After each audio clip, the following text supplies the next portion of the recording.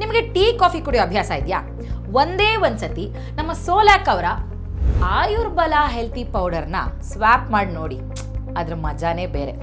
ಈ ಪೌಡರ್ನ ವಯಸ್ಸಾದವ್ರು ಮಾತ್ರ ಅಥವಾ ಮಕ್ಕಳು ಮಾತ್ರ ಕುಡಿಬೇಕು ಅನ್ನೋ ಯಾವ ಕಂಡೀಷನ್ಸು ಇಲ್ಲ.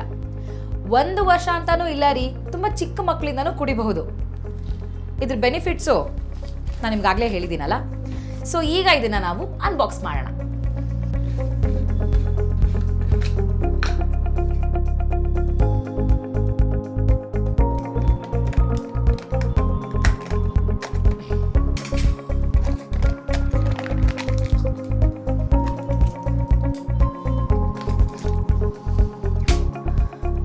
ಸೊ ಇದನ್ನು ಮಾಡುವ ವಿಧಾನ ಅಂತೂ ತುಂಬ ಸುಲಭ.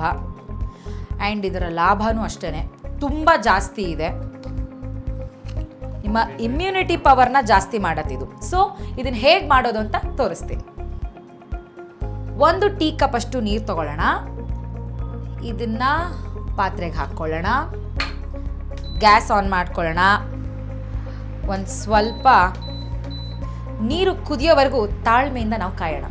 ಸೊ ಇದನ್ನು ನಾವು ರಾತ್ರಿ ಎಲ್ಲ ಸೋಕ್ ಮಾಡಬೇಕು, ಮರೆತು ಹೋಗ್ಬಿಡ್ತೀವಿ ಅಂತ ಆ ಥರದ್ದು ಯಾವ ಪ್ರಾಬ್ಲಮೂ ಇಲ್ಲ. ಇದನ್ನು ನೀವು ಇನ್ಸ್ಟೆಂಟಾಗಿ something like soup, tea, coffee ಮಾಡಿ ಕುಡಿಯೋ ಥರ ಕುಡಿಬಹುದು. ಸೊ ಇದೊಂದು ಸ್ವಲ್ಪ ಗಂಟು ಆಗಿಬಿಡುತ್ತೆ. ಸೊ ನೀವು ಹಾಕಬೇಕಾದ್ರೆ ಅದನ್ನು ನೀಟಾಗಿ ಉದುರಿದ್ರಾಗಿ, ನೀವು ಹೇಗೆ ಮುದ್ದೆ ಮಾಡಬೇಕಾದ್ರೆ ಒಂದೇ ಸತಿ ಹಾಕಲ್ಲ ನೋಡಿ, ನಿಧಾನಕ್ಕೆ ಹಾಕ್ಬಿಟ್ಟು ಕದಡ್ತಿರಲ್ಲ ಹಾಗೆ ಕದಡ್ಕೋಬೇಕು. ಸೊ ನೀರು ಬಾಯ್ಲ್ ಆಗ್ತಾ ಇರಬೇಕಾದ್ರೆ ಅದನ್ನು ಹಾಕಿದ್ರೆ ಅದು ನೀಟಾಗಿ ಇವನ್ಲಿ ಕುಕ್ ಆಗುತ್ತೆ. ಆ್ಯಕ್ಚುಲಿ ಕೆಲವರು ಈ ಥರದ ಪ್ರಾಡಕ್ಟ್ಸನ್ನು ನೋಡಿದಾಗ ನೀವು ಹುಡುಕ್ತಾ ಇರ್ತೀರ, ಎಷ್ಟು ವಯಸ್ಸು ಮೇಲ್ಪಟ್ಟಂಥವರು ಇದನ್ನು ಕುಡಿಬಾರ್ದು, ಅಯ್ಯೋ ಹಂಗಾಗ್ಬಿಡುತ್ತೆ ಹಿಂಗಾಗ್ಬಿಡುತ್ತೆ ಅಂತ. ಆ ಥರದ ಯಾವ ಮೈನಸ್ಸು ಇಲ್ಲ ಇದರಲ್ಲಿ. ಪ್ಲಸ್ ಆ್ಯಂಡ್ ಪ್ಲಸ್ ಅಷ್ಟೇ.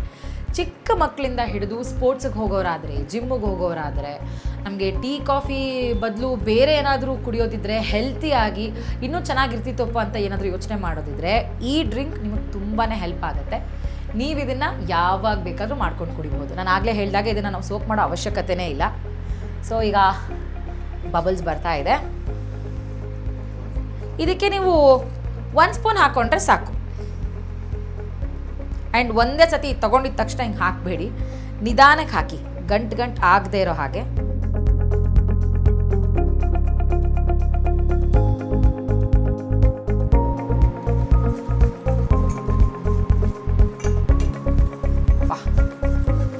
ಕಾಳಿನ ಘಮ ಎಷ್ಟು ಸಖತ್ತಾಗಿ ಬರ್ತಾ ಇದೆ ಗೊತ್ತಾ. ನೀವು ಹಾಕಿದ ತಕ್ಷಣ ಈ ಥರ ಚೆನ್ನಾಗಿ ಕದಡ್ಕೋಬೇಕು, ಇಲ್ಲಾಂದರೆ ಗಂಟಾಗ್ಬಿಡುತ್ತೆ. ಚೆನ್ನಾಗಿ ಕುದಿಬೇಕದು. ಎಷ್ಟು ಚೆನ್ನಾಗಿ ಕುದಿಯುತ್ತೋ ಅಷ್ಟು ಚೆನ್ನಾಗಿ ನಮ್ಮ ದೇಹದ ಒಳಗಡೆ ಕೆಲಸ ಮಾಡುತ್ತೆ.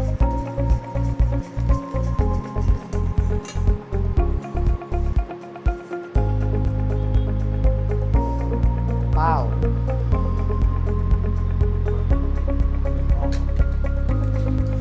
ಇದು ಪೂರ್ತಿ ಒಂದ್ಸತಿ ಉಕ್ಕಬೇಕು. ಆಮೇಲೆ ನಾವು ನಿಮಗೆ ಯಾಕೆ ಈ ಟೀ ಗ್ಲಾಸ್ ಅಷ್ಟೇ ಅಳತೆನ ತೊಗೊಳ್ಳಿ ಅಂತ ಹೇಳ್ತಾ ಇದ್ದೀವಿ ಅಂತಂದರೆ, ಅದನ್ನು ಪ್ರಾಪರಾಗಿ ಹೇಗೆ ಕುಕ್ ಮಾಡಬೇಕು, ಅದರ ಅಳತೆ ಏನು, ನೀವು ಇದನ್ನು ಎಷ್ಟು ಕರೆಕ್ಟಾಗಿ ಕನ್ಸ್ಯೂಮ್ ಮಾಡಬೇಕು ಅನ್ನೋ ಲೆಕ್ಕದಲ್ಲಿ ಹೇಳ್ತಿದ್ದೀವಿ. ಬಟ್ ಕೆಲವ್ರಿಗೆ ತುಂಬ ತಿಕ್ಕಾಗಿರೋ ಕನ್ಸಿಸ್ಟೆನ್ಸಿ ಇಷ್ಟ ಆಗಲ್ಲ, ಸ್ವಲ್ಪ ತೆಳುವಾಗಿದ್ದರೆ ಚೆನ್ನಾಗಿರ್ತಿತ್ತೇನೋ, ಅದು ನಿಮಗೆ ಬಿಟ್ಟಿದ್ದು. ಹೇಗಾದರೂ ಸರಿ, ಒಟ್ನಲ್ಲಿ ಕನ್ಸ್ಯೂಮ್ ಮಾಡೋದು ಇಸ್ ಇಂಪಾರ್ಟೆಂಟ್. ಸೊ ಇದು ಕುದಿ ಬಂದಿದೆ, ಹಾಗಾಗಿ ನಾವು ಇದನ್ನು ಈಗ ಗ್ಲಾಸಿಗೆ ಹಾಕ್ಕೊಂಡು ಟೇಸ್ಟ್ ನೋಡ್ಬಿಡೋಣ.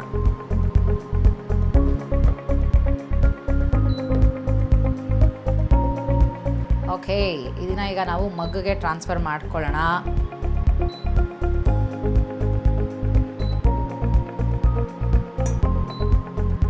ಸೊ ಇದಕ್ಕೂ ಕೂಡ ನೀವು ಆಗಲೇ ಏನು ನೀರು ಹಾಕ್ಕೊಂಡ್ರಿ ಆ ನೀರಿನ ಅಳತೆಯಷ್ಟು ಅರ್ಧ ಗ್ಲಾಸಿನಷ್ಟು ಹಾಲನ್ನು ಹಾಕ್ಕೋಬಹುದು, ಹಾಕ್ಕೊಳ್ದೇನೂ ಇರಬಹುದು, ಅದು ನಿಮ್ಮ ಇಷ್ಟ. ನಾನು ಒಂದು ½ ಗ್ಲಾಸ್ ಆಫ್ ಮಿಲ್ಕ್ ಹಾಕೋತಾ ಇದ್ದೀನಿ.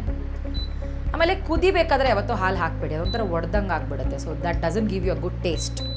ಸೊ ಇವಾಗ ಇದು ಒಂಥರ ಘಮ ಅಂತ ಇದೆ. ಒಂದು ಸತಿ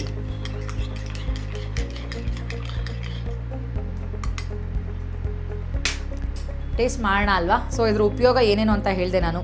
ಇಮ್ಯುನಿಟಿ ಪವರ್ನ ಬೂಸ್ಟ್ ಮಾಡುತ್ತೆ. ಎಲ್ಲ ಥರದ ನಿಮ್ಗೇನೋ ಸ್ನಾಯು ಸೆಳೆತ, ನೆಗಡಿ, ಕೆಮ್ಮು, ಶೀತ, ಜ್ವರ ಏನಿದ್ರೂ 4 ಮಾತ್ರೆ ನುಂಗೋ ಜಾಗದಲ್ಲಿ 1 ಗ್ಲಾಸ್ ನಮ್ಮ ಹೆಲ್ತಿ ಡ್ರಿಂಕನ್ನ ಕುಡಿಯಿರಿ.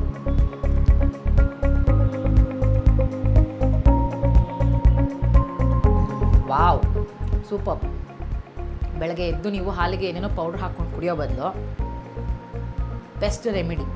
ಯೂಶಲಿ ಹುಷಾರಿಲ್ಲದೆ ಇದ್ದಾಗ ನಮಗೆ ಏನು ತಿನ್ನಬೇಕು ಅಂತ ಅನಿಸಲ್ಲ, ನಾಲ್ಗೆಗೆ ಏನು ರುಚಿ ಸಿಗಲ್ಲ, ಆ ಜ್ವರ ಬೇರೆ, ಅದರಲ್ಲಿ ಹಿಂಸೆ ಆಗ್ತಾ ಇರುತ್ತೆ. ನಾವು ಮೆಡಿಸಿನ್ಸ್ ತೊಗೊಳ್ಬೇಕು ಅಂತಂದರೆ ಆಬ್ವಿಯಸ್ಲಿ ನಾವೇನಾದ್ರು ತಿನ್ನಲೇಬೇಕು ಅಂತ ಹೇಳ್ತಾರೆ ಡಾಕ್ಟ್ರು, ಖಾಲಿ ಹೋಟೆಲ್ ಮೆಡಿಸಿನ್ಸ್ ತೊಗೊಳ್ಬೇಡಿ ಅಂತ. ಬಟ್ ನಿಮಗೇನಾದರೂ ಆ ಥರ ಕೆಮ್ಮು, ನೆಗಡಿ, ಜ್ವರ, ಶೀತ ಇದ್ದರೆ, ನಿಮಗೆ ಊಟ ಮಾಡೋಕ್ಕೆ ಆಗ್ತಾ ಇಲ್ಲ ಅನ್ನೋದಾದರೆ ಈ ಥರ 1 ಕಪ್ಪಷ್ಟು ನೀವು ಮಾಡ್ಕೊಂಡು ಕುಡಿದ್ರೆ ಬರೀ ನಿಮಗೆ ಎನರ್ಜಿ ಕೊಡೋದು, ಹೊಟ್ಟೆ ತುಂಬಿಸೋದು ಅಷ್ಟೇ ಅಲ್ಲ, ನಿಮ್ಮ ಜ್ವರ, ನೆಗಡಿ, ಕೆಮ್ಮು, ಶೀತನ ಕೂಡ ಆದಷ್ಟು ಬೇಗ ಕಡಿಮೆ ಮಾಡುತ್ತೆ. ಮುಂಚೆ ಎಲ್ಲ ನಾವು ಚಿಕ್ಕವ್ರು ಇರಬೇಕಾದ್ರೆ ಈ ಹಾಸ್ಪಿಟಲ್ಸ್ ಎಲ್ಲ ಪ್ರತಿ ಊರಿಗೂ ಒಂದೊಂದು ಹಾಸ್ಪಿಟ್ಲು ಅಂತ ಆ ಥರದ ಯಾವ ಪದ್ಧತಿ ಅಥವಾ ಅನುಕೂಲಗಳಿರಲಿಲ್ಲ. ಅವಾಗೆಲ್ಲ ನಮ್ಮ ಅಜ್ಜಿಯವರೆಲ್ಲ ಏನು ಮಾಡ್ತಿದ್ರು, ಈ ಥರದೊಂದಷ್ಟು ಮೆಥಡ್ನ ಯೂಸ್ ಮಾಡ್ತಾಯಿದ್ರು. ಅಕಸ್ಮಾತ್ ಇದರಿಂದಾನೂ ನಮಗೆ ಜ್ವರ ವಾಸಿ ಆಗಲಿಲ್ಲ ಅಂತಂದರೆ ಆಮೇಲೆ ಹಾಸ್ಪಿಟ್ಲನ್ನ ಸೆಕೆಂಡ್ ಆಪ್ಷನಾಗಿ ಇಟ್ಕೊಳ್ತಾ ಇದ್ರು. ಸೊ ಬಹುಶಃ ಈ ಥರದ ಡ್ರಿಂಕ್ಗಳನ್ನ ಕುಡಿದಿದ್ದಕ್ಕೆ ಅನಿಸುತ್ತೆ ನಮ್ಮ ಹೆಲ್ತ್ ಇಷ್ಟು ಮಾತ್ರ ಇವತ್ತು ತುಂಬ ಬೆಟರ್ ಆಗಿರೋದು. ಸೊ ಆ ಪದ್ಧತಿಯನ್ನು ನಾವು ಫಾಲೋ ಮಾಡೋಣ.